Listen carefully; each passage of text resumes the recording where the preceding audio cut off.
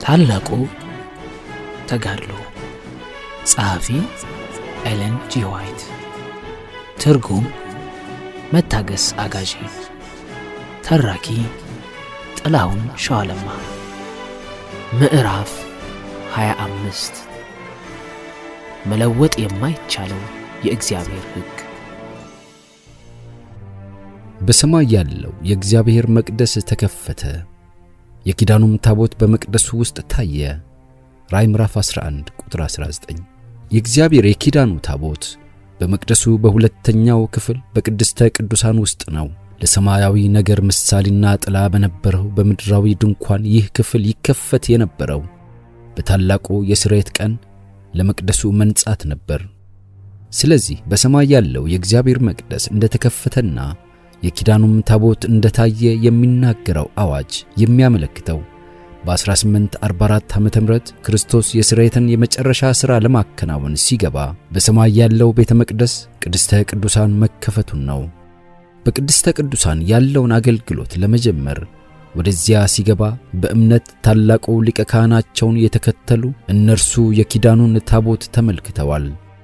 የቤተ መቅደሱን ጉዳይ እያጠኑ በነበሩት ጊዜ የአዳኙን የአገልግሎት ለውጥ አስተውለዋል። በእግዚአብሔር ታቦት ፊት ሆኖ ሲያገለግል ስለ ኃጢአተኞች በደሙ ሲማልድ ተመልክተዋል። በምድር ላይ የነበረው ድንኳን የእግዚአብሔር ሕግ መርሆዎች የተቀረጹባቸውን 2 የድንጋይ ጽላቶች የያዘ ነበር። የታቦቱ ጥቅም የሕጉን ጽላቶች መያዙ ብቻ ነበር።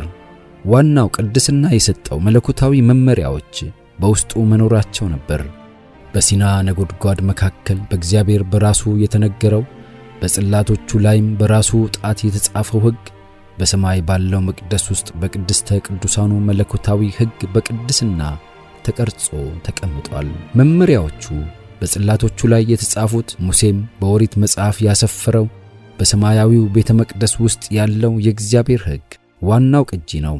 ወደዚህ አስፈላጊ የሆነ ነጥብ መረዳት የደረሱ እነርሱ የተቀደሰና ባህሪው የማይለወጥ የሆነውን መለኮታዊ ሕግ እንዲያዩ ተመሩ። ከምን ጊዜውም የበለጠ የአዳኙን ቃላት ኃይል ተገነዘቡ። ሰማይና ምድር እስኪያልፍ ድረስ ከሕግ አንዲት የውጣ ወይም አንዲት ነጥብ ከቶ አታልፍም። ማቴዎስ ምዕራፍ 5 ቁጥር 18። የፈቃዱ መገለጥ የባህሪው ማህደር ምስክርነቱ በሰማይ የታመነ ሆኖ ለዘላለም ይጸና ዘንድ ይገባዋል። መዝሙር 89:37። አንድም ትእዛዝ አልተሰረዘም፣ አንዲት የውጣ ወይም አንዲት ነጥብ አልተቀየረችም። መዝሙረኛው እንዲህ ይላል፣ አቤቱ ቃልህ በሰማይ ለዘላለም ይኖራል፣ ትእዛዛቱም ሁሉ የታመነ ነው፣ ለዘላለምም የጸና ነው።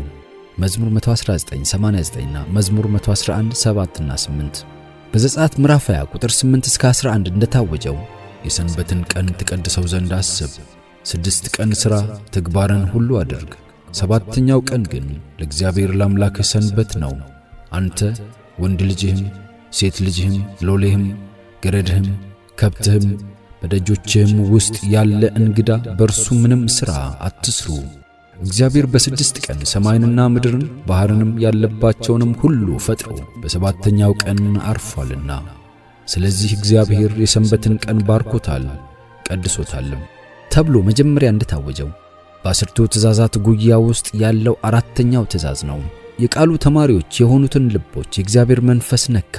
የፈጣሪን የዕረፍት ቀን ቸል በማለት መመሪያውን በጭፍንነት እንደተላለፉ በመረዳት ጥፋተኛነት ተሰማቸው። እግዚአብሔር በቀደሰው ፈንታ የሳምንቱ የመጀመሪያ ቀን ለምን እንደሚከበር ምክንያቱን መመርመር ጀመሩ። 4ኛው ትእዛዝ እንደቀረ ወይም ሰንበት እንደተቀየረ የሚያረጋግጥ አንድም ማስረጃ መጽሐፍ ቅዱስ ውስጥ ማግኘት አልቻሉም።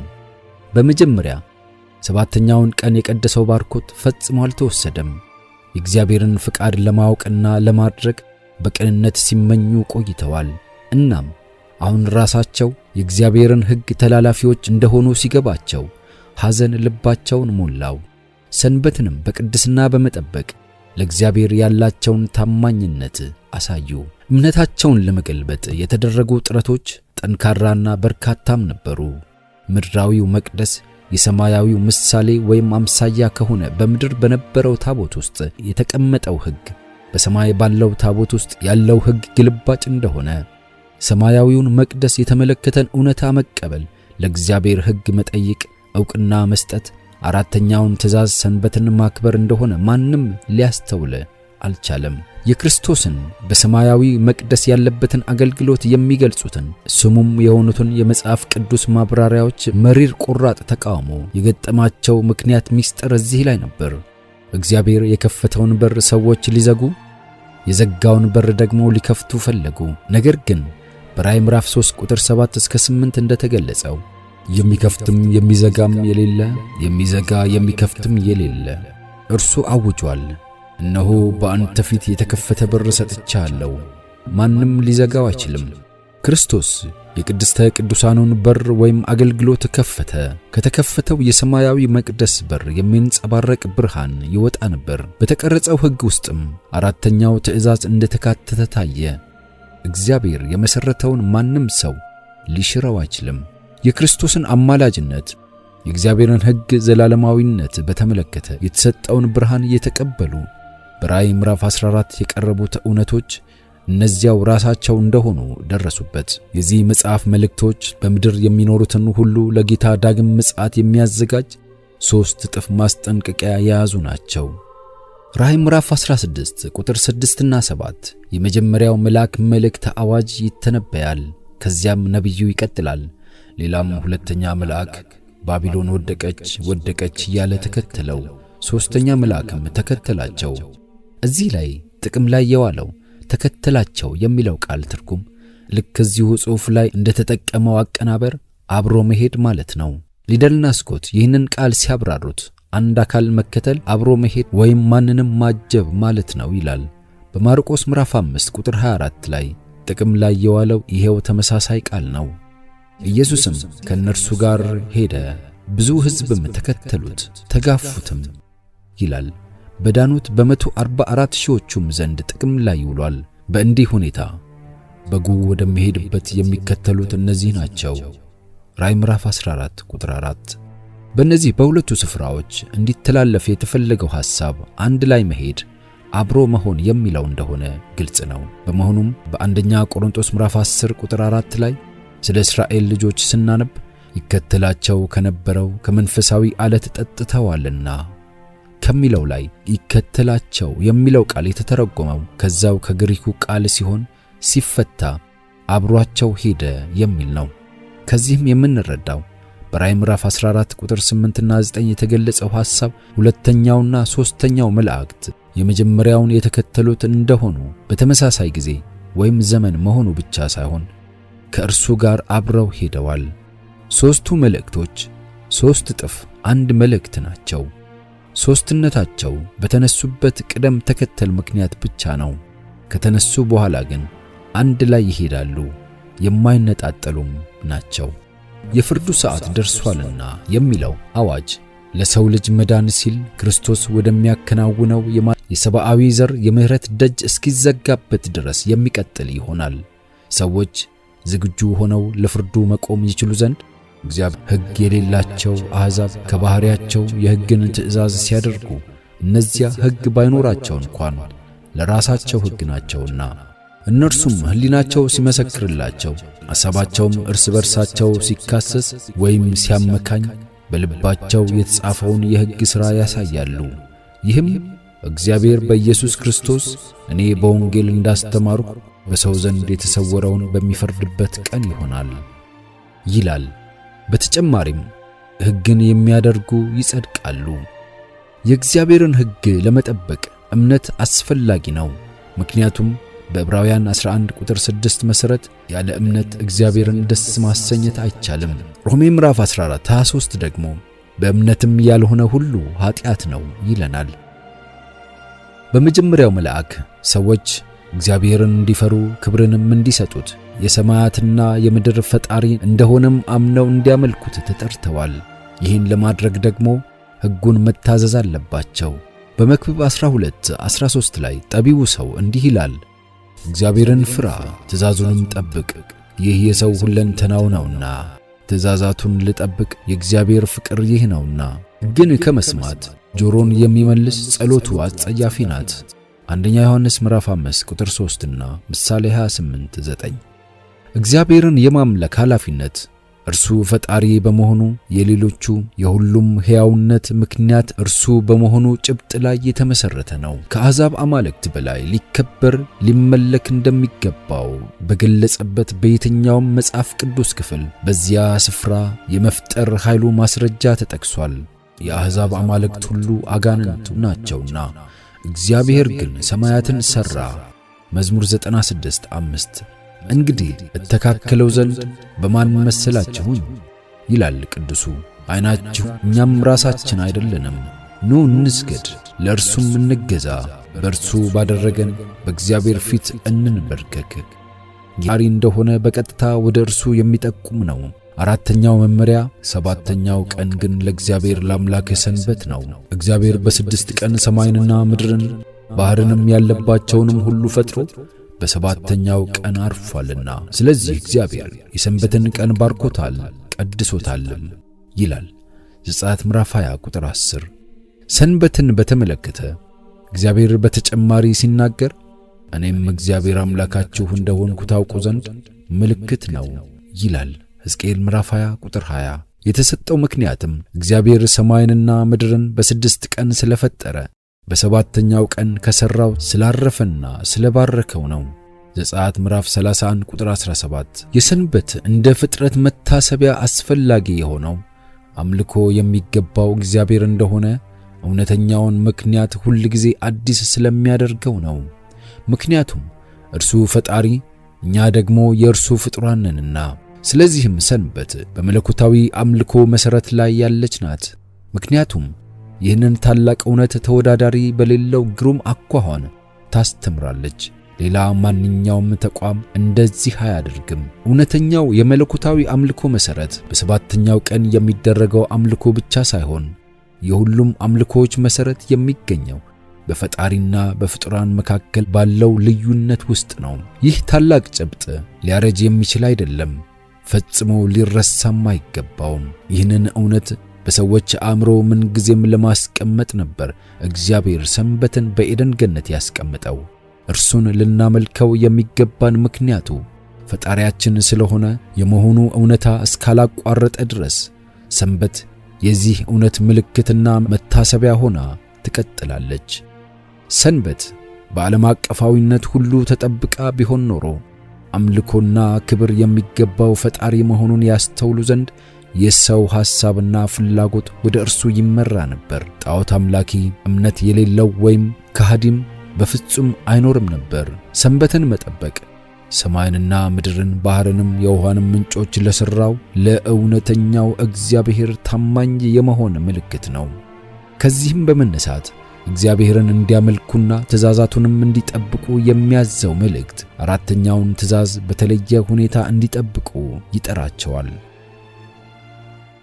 የእግዚአብሔርን ትእዛዛት ከሚጠብቁና የኢየሱስ ምስክር ካላቸው በተቃራኒ ሦስተኛው መልአክ የሚጠቁምባቸው ለአውሬውና ለምስሉ የሚሰግድ በግንባሩም ወይም በእጁ ምልክቱን የሚቀበል ማንም ቢኖር እርሱ ደግሞ ከእግዚአብሔር ቁጣ ወይን ጠጅ ይጠጣል ተብሎ በጥፋቶቻቸው ላይ ከባድና አስፈሪ ማስጠንቀቂያ የተቀሰረባቸው ሌላ መደብ ወይም የህብረተሰብ ክፍሎች አሉ። ራዕይ ምዕራፍ 14 ቁጥር 9 እና 10። ይህንን መልእክት ለሚረዳ ጥቅም ላይ የዋሉትን ተምሳሌቶች በትክክል መተርጎም አስፈላጊ ነው። በአውሬው በምስሉና በምልክቱ የተወከለው ምንድነው? እነዚህ ተምሳሌቶች የሚገኙበት የትንቢት አረፍተ ነገር የሚጀምረው በራዕይ ምዕራፍ 12 ክርስቶስ ሲወለድ ለመግደል በሚጥረው አውሬ ነው። በራዕይ ምዕራፍ 12 ቁጥር 9 ላይ ዘንዶ ሰይጣን እንደሆነ ተነግሯል። አዳኙን ለመግደል በሄሮድስ ላይ የተንቀሳቀሰው እሱ ነበር።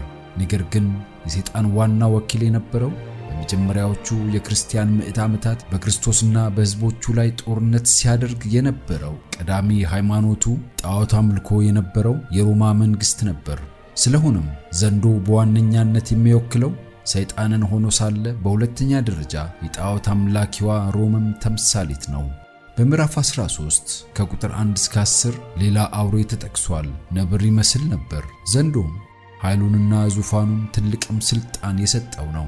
ይህ ተምሳሌት አብዛኞቹ ፕሮቴስታንቶች እንደሚያምኑት በጥንታዊ የሮም ግዛት ተይዞ የነበረውን ኃይል፣ ዙፋንና ስልጣን የተካውን ጳጳሳዊውን ሥርዓት የሚወክል ነው። ነብር ስለሚመስለው አውሬ እንዲህ ተብሏል። ታላቅንም ነገርና ስድብን የሚናገርበት አፍ ተሰጠው፣ እግዚአብሔርን ለመሳደብ ስሙንና ማደሪያውን በሰማይም የሚያደርጉትን ሊሳደብ አፉን ከፈተ። ቅዱሳንንም ይዋጋ ዘንድ ድልም ያደርጋቸው ዘንድ ተሰጠው። በነገድና በወገን በቋንቋም በሕዝብም ሁሉ ላይ ሥልጣን ተሰጠው።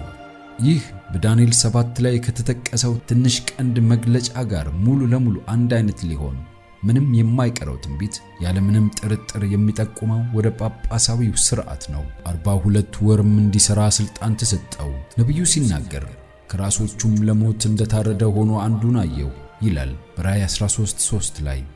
እንደገናም ይማረክ ዘንድ ያለው ማንም ቢኖር ወደ ምርኮነት ይሄዳል፣ በሰይፍ የሚገደል ማንም ቢኖር ራሱ በሰይፍ እንዲገደል ይገባዋል ይላል።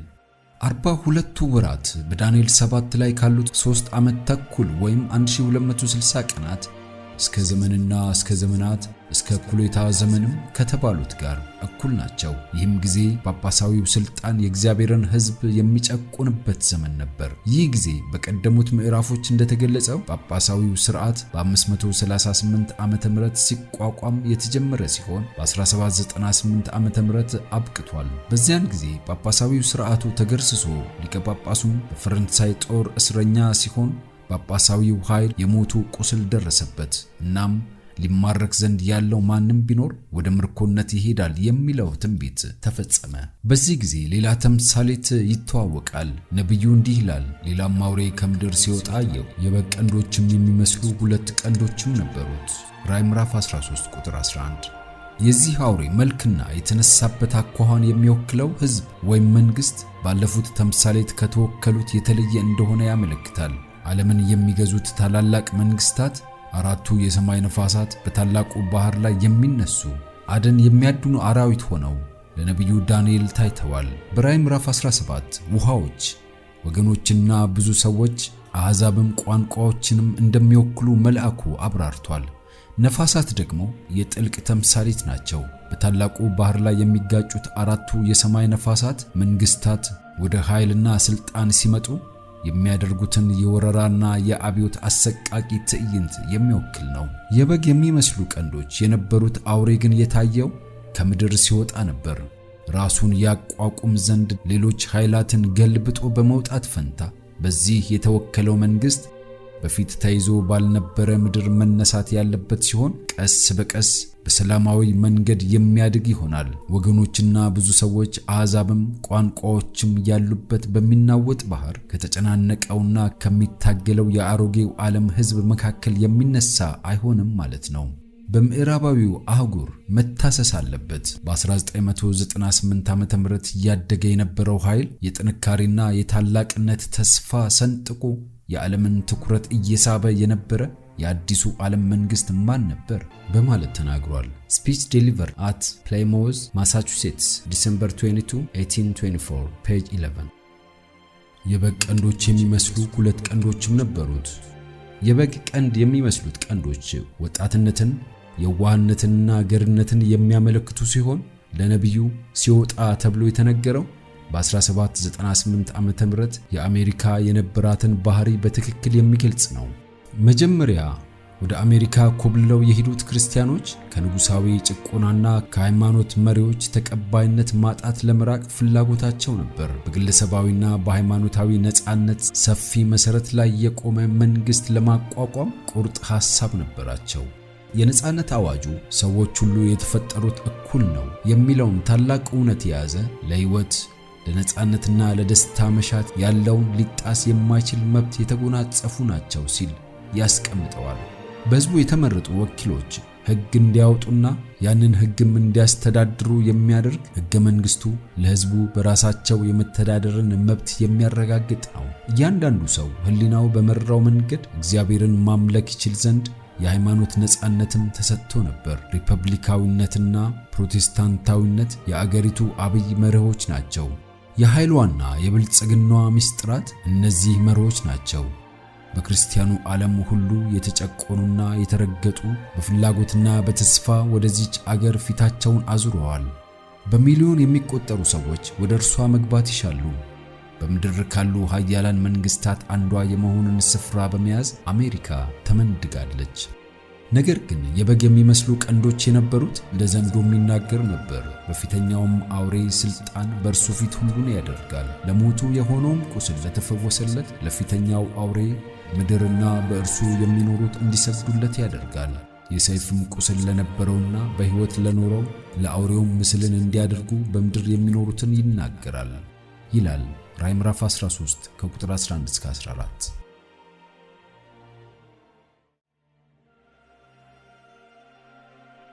ተምሳሌቱ የበግ የሚመስሉ ቀንዶችና የዘንዶ ድምፅ በተወከለችው አገር ንግግርና ድርጊት መካከል ያለውን አስደናቂ መጣረስ የሚጠቁም ነው። ይናገራል የሚለው የሀገሪቱ የሕግ አውጪና ተርጓሚ ባለስልጣናትን ድርጊት የሚያሳይ ነው። ይህን በመተግበርም የመርሃ ግብሩ መሰረት እንደሆኑ አድርጎ ላስቀመጣቸው ለነዚያ ነፃ አስተሳሰብና ሰላማዊ መርሆች ለማስመሰል መልክ ይሰጣቸዋል። እንደ ዘንዶ ይናገራል፣ በፊተኛውም አውሬ ሥልጣን ሁሉን ያደርጋል የሚለው ትንቢት በግልጽ የሚተነበየው በዘንዶና በነብር መሰል አውሬ የተወከሉት መንግስታት ሲያንጸባርቁት የነበረውን ያለመቻቻልና የማሳደድን መንፈስ እንደሚያጎለብት ነው። ሁለት ቀንዶች ያሉት አውሬ ለፊተኛው አውሬ ምድርና በርሱ የሚኖሩት እንዲሰግዱለት ያደርጋል ሲል የሚያመለክተው ለጳጳሳዊ ሥርዓቱ ክብር ሲባል መጠበቅ ያለባቸው የተወሰኑ ትእዛዞች የዚህችን አገር ሥልጣን በመጠቀም ተግባራዊ ይሆኑ ዘንድ ይሰራል ማለት ነው። እንደዚህ አይነቱ ድርጊት ለዚህ መንግስት መርሆች ጠንካራ ተጽዕኖ ማሳረፍ ለሚችሉ ነፃ ተቋሞቿ ለነፃነት አዋጁ ቀጥተኛና ክቡር መሐላዎች እንዲሁም ለሕገ መንግሥቱ በቀጥታ ተጻራሪ ይሆናል። መንግስታዊ ኃይል በቤተ ክርስቲያን ላይ ጥቅም ላይ እንዳይውል የማይቀረው ያለመቻቻልና የስደት ውጤት እንዳይከሰት የሀገሪቱ መስራቾች በጥንቃቄ እንዲጠበቅ ለማድረግ ጥረዋል። ሕገ መንግሥቱ የተወካዮች ምክር ቤቱ የአንድ ሃይማኖታዊ ተቋምን በተመለከተ እንዲከበር የማድረግ ወይም ያንን ሃይማኖት በነጻነት የመከተል መብትን የሚከለክል ሕግ ማውጣት አይችልም። በተጨማሪም በአሜሪካ ውስጥ እንደ የሙያ መመዘኛ ሆኖ የሚቀርብ መንግስታዊ የሥራ ክፍልን ለመያዝ ወይም ሥራ ለመቀጠር የሚረዳ ሃይማኖታዊ ፈተና መስፈርት ሆኖ መቅረብ ፈጽሞ አይችልም ይላል። አንድ ሃይማኖት እንዲመለክ የሚያደርግ መንግስታዊ ትእዛዝ ሊወጣ የሚችለው የአገሪቱን ነጻነት ለመጠበቅ የተቀመጡትን እነዚህን ጥቅሶች በአይነ ደረቅነት ከጣሰ ብቻ ነው። የዚህ ድርጊት ተለዋዋጭነት ወይም ወጥ አለመሆን ግን በተምሳሌቱ ከተወከለው ባህሪ የሚበልጥ አይደለም። በሙያው ንጹሕ ገር ጉዳት የማያደርሰው እንደ በግ ያሉ ቀንዶች የነበሩት አውሬ እንደ ዘንዶ ይናገራል። ለአውሬው ምስልን እንዲያደርጉ በምድር የሚኖሩትን ይናገራል። እዚህ ላይ በግልጽ የሚናገረው ሕግ የማውጣት ሥልጣን በሕዝቡ እጅ የሆነበት የመንግሥት መዋቅር እንዳለ ነው። ይህም በትንቢቱ የተጠቀሰችው አገር አሜሪካ እንደሆነች ቁልጭ አድርጎ የሚያሳይ ማስረጃ ነው። ነገር ግን የአውሬውስ ምስል ምንድን ነው? እንዴትስ ነው የሚቀረጸው? ምስሉ የሚሰራው ሁለት ቀንድ ባለው አውሬ ሲሆን ለመጀመሪያው አውሬ የክርስቲያን ራሷን ስታበላሽ የእግዚአብሔርን መንፈስና ኃይል አጣች። የሰዎችን አእምሮ ወይም ሕሊና ልትቆጣጠር ስትፈልግም የምትጠቀምበት ኖራለች። የሮምን ፈለግ በመከተል ከዓለም ሥልጣናት ጋር ኅብረት የፈጠሩ የፕሮቴስታንት አብያተ ክርስቲያናት የሕሊናን ነጻነት የመገደብ ተመሳሳይ ዝንባሌ እንዳላቸው አሳይተዋል። የዚህም ምሳሌ የሚሆን የእንግሊዝ ቤተ ክርስቲያን ተቃዋሚዎቿን ለረጅም ዘመን ስታሳድድ የኖረች መሆኗ ነው። በ16ኛውና በ17ኛው መቶ ክፍለ ዘመናት ከእርሷ ጋር ያልተስማሙ በሺዎች የሚቆጠሩ አገልጋዮች አብያተ ክርስቲያናቸውን እንዲለቁ ሲገደዱ ፓስተሮችንና ምዕመናንን ጨምሮ ብዙ ሰዎች ለቅጣት፣ ለእስር፣ ለግርፋትና ለሰማዕትነት ተዳርገዋል። የቀደመችው ቤተ ክርስቲያን የመንግሥትን እርዳታ እንድትሻ የመራት ክህደት ነበር። ይህም ጳጳሳዊ ሥርዓት አውሬው እንዲመሠረት መንገድ አመቻቸ። ጳውሎስ የኃጢአት ሰው እያለ እንደሚገልጥ ያወሳል።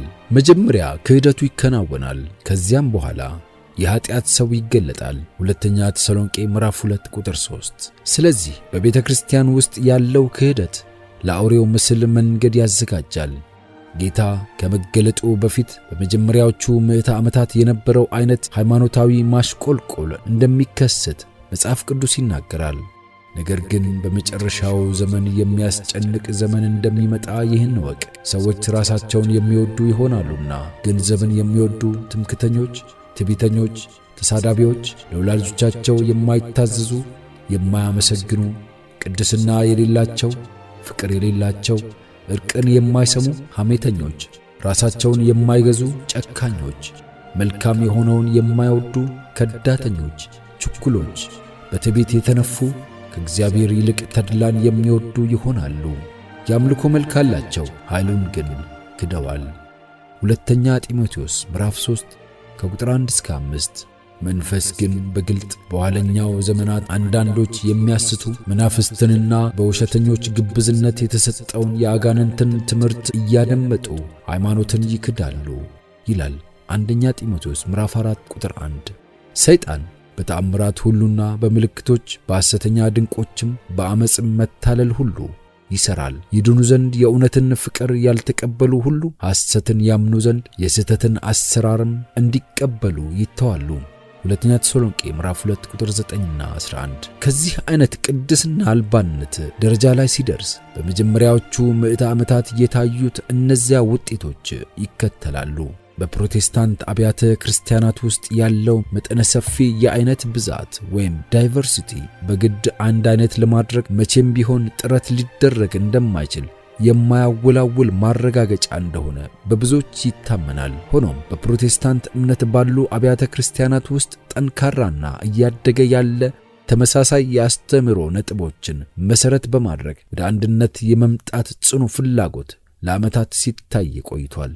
እንደዚህ አይነቱን ህብረት እውን ለማድረግ ለውይይት በቀረቡ ርዕሶች ላይ በሁሉም መስማማት ባይቻልም ከመጽሐፍ ቅዱስ እይታ አንጻር ወይም ልዩነቶቹ መሰረታዊ ቢሆኑም መተዋቸው ግን የግድ አስፈላጊ ይሆናል። ቻርልስ ፒቸር በ1846 ዓመተ ምህረት ላይ በሰበከው ስብከት ሲናገር የኢቫንጀሊካል ፕሮቴስታንት አብያተ ክርስቲያናት የወንጌል አገልግሎት ከላይ እስከ ታች መጠነ ሰፊ በሆነ የፍጡር ፍርሃት ግፊት እንዲሁ የተመሰረተ ብቻ ሳይሆን የሚኖሩት የሚንቀሳቀሱትና የሚተነፍሱትም ፍጹም ብልሹ በሆኑ ሁኔታዎች ውስጥ ነው። በየሰዓቱ ለእያንዳንዱ ለተዋረደው ማንነታቸው ወይም ተፈጥሯቸው በማጎንበስ እውነትን ጭጭ ለማሰኘት የሚሹ ለክህደትም ጉልበታቸውን የሚያንበረክኩ ናቸው። በሮም ጊዜስ ነገሮች ሲካሄዱ የነበሩት እንዲህ አልነበረምን?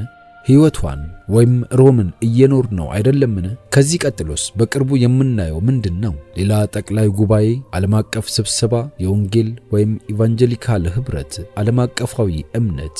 ይህንን ማከናወን በተቻለ ጊዜ ፍጹም አንድ አይነትነት ለማረጋገጥ ኃይልም ለመጠቀም አንድ እርምጃ ብቻ የሚበቃ ይሆናል። የአሜሪካ አበይት አብያተ ክርስቲያናት ሁሉም በሚቀበሏቸው የጋራ አስተምሮቻቸው ነጥቦች ላይ አንድነትን ፈጥረው አዋጆቻቸውን ተግባራዊ እንዲያደርግና ተቋሞቻቸውን ደግፎ እንዲያቆም በመንግስት ላይ ተጽዕኖ ማድረግ ሲችሉ ያን ጊዜ የሮም መዋቅር ወይም የጳጳሳዊ ሥርዓት ምስል በፕሮቴስታንት አሜሪካ ይቀረጻል ማለት ነው።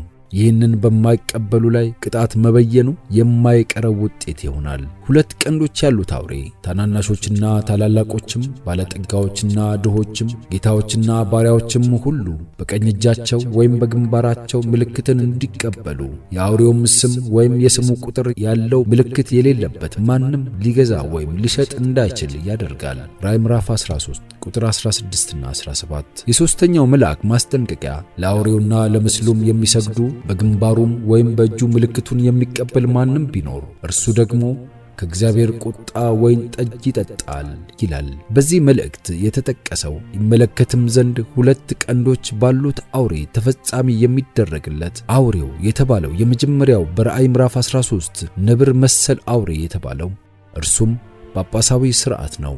ለአውሬውም ምስል ደግሞ የፕሮቴስታንት አብያተ ክርስቲያናት ሕገ መንግሥታቸው በኃይል ተፈጻሚ እንዲሆኑ የመንግሥትን ኃይል ድጋፍ በሚሹበት ጊዜ የሚገነባውን የካሃዲ ፕሮቴስታንታዊነት ምስል የሚወክል ነው። የአውሬው ምልክት ገና ማብራሪያ ይሰጠዋል። ስለ አውሬውና ምስሉ ተልእኮ ማስጠንቀቂያ ከሰጠ በኋላ ትንቢቱ ሲቀጥል የእግዚአብሔርን ትእዛዛት የሚጠብቁ ኢየሱስንም በማመን የሚጸኑት ቅዱሳን እነዚህ ናቸው ይላል። የእግዚአብሔርን ትእዛዛት የሚጠብቁ አውሬውንና ምስሉን የሚያመልኩ ምልክቱንም ከሚቀበሉት ተቃራኒ ጎራ በመሰለፋቸው ምክንያት በአንድ በኩል የእግዚአብሔርን ትእዛዛት መጠበቅ፣ በሌላ በኩል ደግሞ መጣስ በእግዚአብሔር አምላኪዎችና በአውሬው አምላኪዎች መካከል መለያ ይሆናል ማለት ነው። የአውሬው የተለየ ባህሪ ብሎም የምስሉም ጠባይ የእግዚአብሔርን ትእዛዛት መጣስ ነው። ስለ ትንሹ ቀንድ ጳጳሳዊው ሥርዓት ዳንኤል ሲናገር ዘመናትና ሕግን ይለውጥ ዘንድ ያስባል ይላል። ዳንኤል ምዕራፍ 7 ቁጥር 25። ይህንን ራሱን ከእግዚአብሔር በላይ ከፍ ከፍ የሚያደርገውን ኃይል ጳውሎስ ሲገልጽ የኃጢአት ሰው ይለዋል።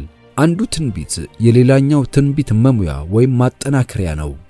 ጳጳሳዊው ሥርዓት ራሱን ከእግዚአብሔር በላይ ከፍ ከፍ የሚያደርግበት ብቸኛው መንገድ የእግዚአብሔርን ትእዛዛት በመለወጥ ነው። በዚህ ሁኔታ የተለወጠውን ሕግ እያወቀ የሚያከብር እርሱ ሕጉን ለቀየረው አካል ሉዓላዊ ክብር ይሰጣል ማለት ነው። እንዲህ አይነቱ ለጳጳሳዊው ሥርዓት የሚደረገው ታዛዥነት በእግዚአብሔር ፈንታ ለሊቀ ጳጳሱ የታማኝነት ምልክት ይሆናል። ጳጳሳዊ ሥርዓት የእግዚአብሔርን ሕግ ለመለወጥ ሞክሯል። ምስልን ማምለክ የሚከለክለው ሁለተኛው ትእዛዝ ከ10ቱ ትእዛዛት እንዲወጣ ተደርጓል። አራተኛውም ትእዛዝ ሰባተኛውን ቀን ሳይሆን የመጀመሪያውን ቀን እንደ ሰንበት ማክበር እንዲቻል ተደርጎ ተለውጧል። ጳጳሳውያኑ ግን ሁለተኛውን ትእዛዝ ስለመተዋቸው ምክንያት ሲያቀርቡ በመጀመሪያው ትእዛዝ ውስጥ ስለተጠቃለለ አስፈላጊ ነው ይላሉ። ሕጉ ይስተዋል ዘንድ እግዚአብሔር እንደቀደሰው እንደዛው አድርገው እንዳቀረቡት ይናገራል። ይህ በነቢዩ የተተነበየው ለውጥ ሊሆን ይችላል። ሆን ተብሎ ታስቦበት የተደረገ ለውጥ ይስተዋላል። ዘመናትንና ሕግን ይለውጥ ዘንድ ያስባል። በአራተኛው ትእዛዝ ላይ የሚደረገው ለውጥ ትንቢቱን በትክክል ይፈጽመዋል። ለዚህ ድርጊት ጥቅም ላይ እንደዋለ የተጠቀሰው ብቸኛው ሥልጣን የቤተ ክርስቲያን ነው። እዚህ ላይ ጳጳሳዊው ሥልጣን በገሃድ ራሱን ከእግዚአብሔር በላይ ያስቀምጣል። የመፍጠር ኃይሉ ምልክት በመሆኑ እንዲሁም ፍጡር ሊያከብረውና ሊያመልከው የሚገባ ስለመሆኑ ምስክር ስለሆነ እግዚአብሔርን የሚያመልኩ ለአራተኛው ትእዛዝ በሚሰጡት ትኩረት በተለየ ሁኔታ የሚለዩ ሆነው ሳለ የአውሬው አምላኪዎች ደግሞ የእግዚአብሔርን መታሰቢያ ቦጫጭቀው በመጣል የሮምን ተቋም ከፍ ከፍ ለማድረግ በሚወስዱት ጥረት ተለይተው ይታወቃሉ። ጳጳሳዊ ሥርዓቱ የእብሪት መጠይቁን ለመጀመሪያ ጊዜ የሰነዘረው እሁድን በሚመለከት ነበር። የሮም ጳጳስ ሁሉም አብያተ ክርስቲያናት ይታዘዟቸው ዘንድ የጠየቁት በጣም ቀደም ብሎ ነበር። ከዚህም ውስጥ ፋሲካን በተመለከተ በምዕራባዊ በምስራቃዊ አብያተ ክርስቲያናት መካከል የነበረው ውዝግብ ጉልህ ማስረጃ ነው። ይህ ውዝግብ የተነሳው በሁለተኛው መቶ ክፍለ ዘመን ነበር።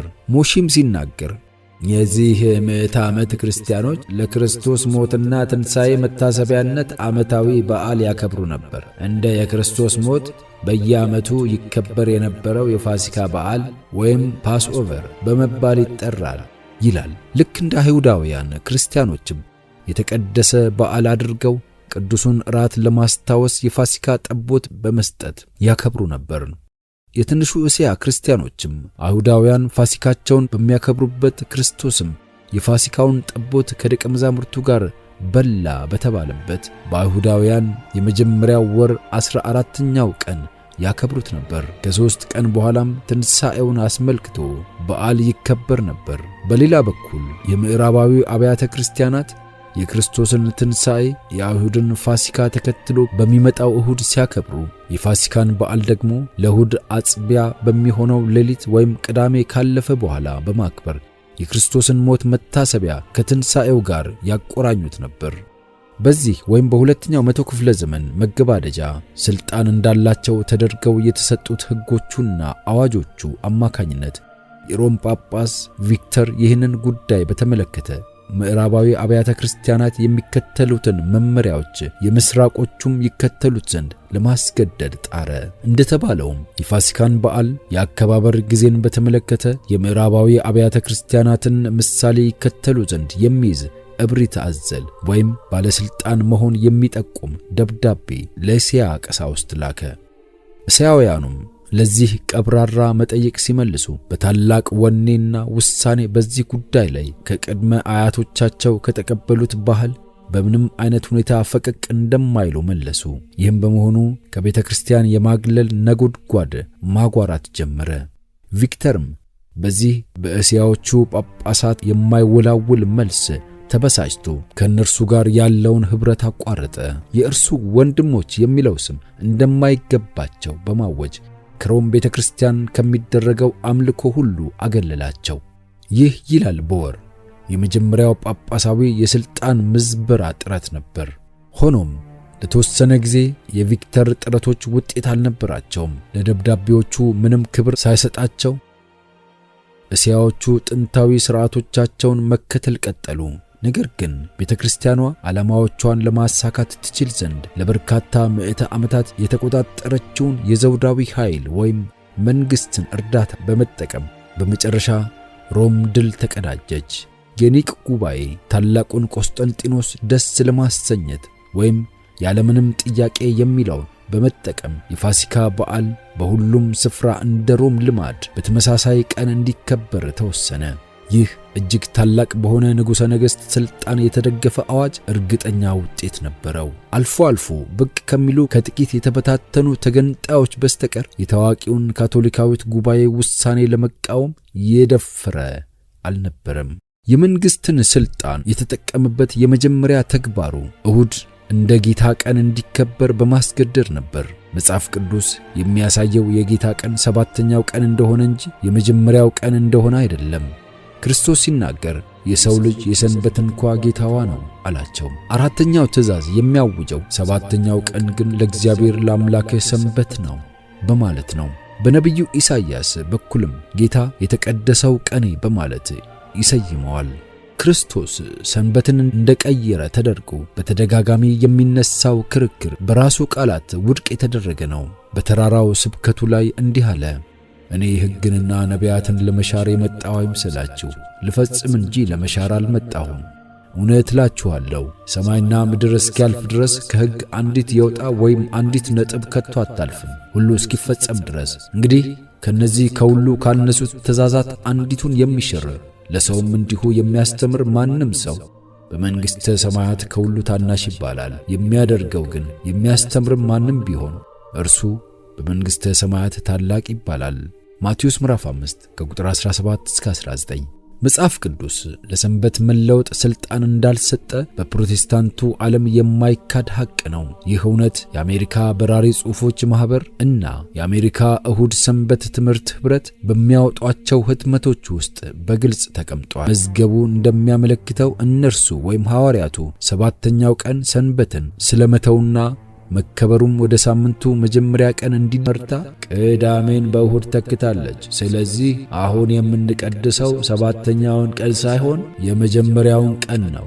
እሁድ ማለት ልክ አሁን እንደተደረገው የጌታ ቀን በማለት ጽፈዋል። የካቶሊክ ቤተክርስቲያን ሥልጣን ምልክት እንደሆነ አድርገው ጳጳሳዊ ጸሐፊዎች ሲጠቅሱ ሰንበትን ወደ እሁድ የመለወጡ ያው ድርጊት ፕሮቴስታንቶችም ፈቃድ የሰጡበት ድርጊት ነው። ምክንያቱም እሁድን ውልፍት ሳይሉ በማክበራቸው ቤተክርስቲያን በዓላትን የማቋቋምና የማጽደቅ እንዲሁም አለማክበር ኃጢአት እንደሆነ ትእዛዝ የማስተላለፍ ሥልጣን እንዳላት ዕውቅና ይሰጣሉ። አብሪግመንት ኦፍ ክርስቲያን ዶክትሪን።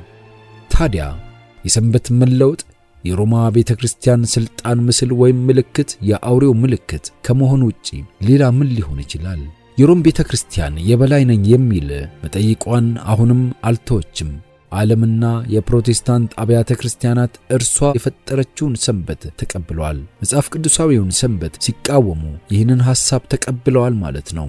ለለውጡ የአባቶችንና የባህልን ሥልጣን እንደ ምክንያት ቢጠቅሱም ይህንን በማድረጋቸው ግን እነርሱን ከሮም የሚለያቸውን የፕሮቴስታንት ሃይማኖት መጽሐፍ ቅዱስና መጽሐፍ ቅዱስ ብቻ ነው የሚለውን ያንኑ መርህ ቸል ይላሉ። ለጉዳዩ እውነቶች አይኖቻቸውን በፈቃዳቸው ጨፍነው ራሳቸውን እያታለሉ እንደሆነ ጳጳሳዊው ሥልጣን ማየት ይችላል። የአይሁድ መከበር አስገዳጅ እንዲሆን የሚያደርገው እንቅስቃሴ ተቀባይነት እያገኘ ሲሄድ ሁሉንም የፕሮቴስታንት ዓለም በሮም ሰንደቅ ዓላማ ስር እንደሚያሰልፍ እርግጠኛነቱ ሲሰማው ሐሴት ያደርጋል። ሮማውያኑ ሲናገሩ ፕሮቴስታንቶች እሁድን ማክበራቸው ከራሳቸው ይልቅ ለካቶሊክ ቤተክርስቲያን ስልጣን የሚሰጡት የተለየ ክብር ነው። በፕሮቴስታንት አብያተ ክርስቲያናት በኩል እሁድ እንዲከበር የሚደረገው ማስገደጃ የጳጳሳዊ ሥርዓቱ የአውሬው አምልኮ ማስገደጃ ነው። አራተኛው ትእዛዝ የሚፈልገው ምን እንደሆነ እያስተዋሉ በእውነተኛው ሰንበት ፈንታ ሐሰተኛውን ለመጠበቅ የሚመርጡ እነርሱ ይህ እንዲሆን በብቸኝነት ላዘዘው ኃይል የተለየ አክብሮት ወይም አምልኮ እየሰጡ ናቸው። ነገር ግን ሃይማኖታዊ ኃላፊነትን በግድ ለማስተግበር ሲሉ የመንግስታዊ ኃይልን በመጠቀም በሚሰሩት በዚያው ድርጊት አብያተ ክርስቲያናቱ ራሳቸው ለአውሬው ምስል ይቀርጻሉ። ስለዚህም እሁድ እንዲከበር በአሜሪካ የሚወጣው አስገዳጅ ትእዛዝ አውሬውና ምስሉ እንዲመለኩ በማስገደድ የሚወጣ ትእዛዝ ነው። ነገር ግን እንዲህ በማድረጋቸው መጽሐፍ ቅዱሳዊውን ሰንበት እየጠበቁ እንደሆነ ያምኑ የነበሩ ባለፈው ትውልድ የነበሩ ክርስቲያኖች ነበሩ። በዚህ ዘመንም እሁድ የመለኮት ተቋም እንደሆነ ከልባቸው የሚያምኑ በሮማ አብያተ ክርስቲያናት ውስጥ ጭምር ያሉ እውነተኛ ክርስቲያኖች አሉ። የዓላማቸውን ታማኝነትና ቀናኢነታቸውን እግዚአብሔር ይቀበለዋል። የእሁድ መከበር ግን በሕግ አስገዳጅ በሚሆንበት ጊዜ መላው ዓለም ለእውነተኛው ሰንበት ያለበትን ኃላፊነት በሚረዳበት ጊዜ ሮም ካላት ሥልጣን የበለጠ ሥልጣን የሌለውን መመሪያ በመታዘዝ የእግዚአብሔርን ትእዛዝ የሚጥስ ማንኛውም ሰው ጳጳሳዊ ሥርዓትን ከእግዚአብሔር በላይ ከፍ ከፍ ያደርጋል። ለሮም የተለየ አክብሮት ይሰጣል። በሮም የተቀደሰውን ተቋም ተግባራዊነት አስገዳጅ ለሚያደርገው ኃይልም ክብር ይሰጣል። አውሬውንና ምስሉን ያመልካል። የሥልጣኑ ምልክት አድርጎ እግዚአብሔር ያቋቋመውን ተቋም ሰዎች አንቀበልም ሲሉ የበላይነቷ ምልክት አድርጋ የመረጠችውን በመተካት ሲያከብሩ ያን ጊዜ ለሮም የታማኝነት መግለጫ የሆነውን ምልክት የአውሬውን ምልክት ይቀበላሉ። ጉዳዩ በግልጽ ለሰዎች ቀርቦ በእግዚአብሔር ትእዛዛትና በሰዎች ትእዛዛት መካከል እንዲመርጡ ተደርገው በምርጫቸው ሕግን መጣስ እስኪቀጥሉ ድረስ ይህን ከማድረጋቸው በፊት የአውሬውን ምልክት አይቀበሉም። ለፍጡር ከተሰጡ እጅግ አስፈሪ ማስጠንቀቂያዎች ሁሉ የሚበልጠው በሦስተኛው መልአክ መልእክት የተካተተው ነው። ከምሕረት ጋር ያልተቀላቀለውን የእግዚአብሔር ቁጣ የሚያወርድ እጅግ አሰቃቂ ኃጢአት መሆን አለበት። ይህንን አስፈላጊ ጉዳይ በተመለከተ ሰዎች በጨለማ የሚተዉ አይሆኑም። ሊቀጡ ያለው ለምን እንደሆነ ሁሉም ያውቁ ዘንድ ያመልጧቸው ዘንድ ዕድል እንዲያገኙ የእግዚአብሔር ፍርድ ከመውረዱ በፊት ይህንን ኃጢአት የሚያወግዘው ማስጠንቀቂያው የሚሰጥ ይሆናል። የመጀመሪያው መልአክ አዋጁን ለሕዝብም፣ ለነገድም፣ ለቋንቋም፣ ለወገንም እንደሚናገር ትንቢቱ ያውጃል። የተመሳሳዩ 3 እጥፍ መልእክት የሆነው የሦስተኛው መልአክ ማስጠንቀቂያም ያነሰ ስርጭት አይኖረውም። እንደ መጀመሪያዎቹ መላእክቶች ለሁሉም የሚደርስ ይሆናል። በትንቢት የተገለጸው በታላቅ ድምፅ በሚናገር በሰማይ መካከል በሚበር መልአክ እንደታወጀ ነው። የዓለምንም ትኩረት ያገኛል። በጠቡ ወይም በፉክክሩ ጉዳይ የክርስትናው ዓለም በሞላ በሁለት ታላላቅ ጎራዎች ይከፈላል። የእግዚአብሔርን ትእዛዛት የሚጠብቁ የኢየሱስም ምስክር ያላቸው በአንድ በኩል፣ አውሬውንና ምስሉን የሚያመልኩ ምልክቱንም የሚቀበሉ በሌላ በኩል ይሆናሉ። ታላቁ ተጋድሎ ምዕራፍ 26 ይቀጥላል።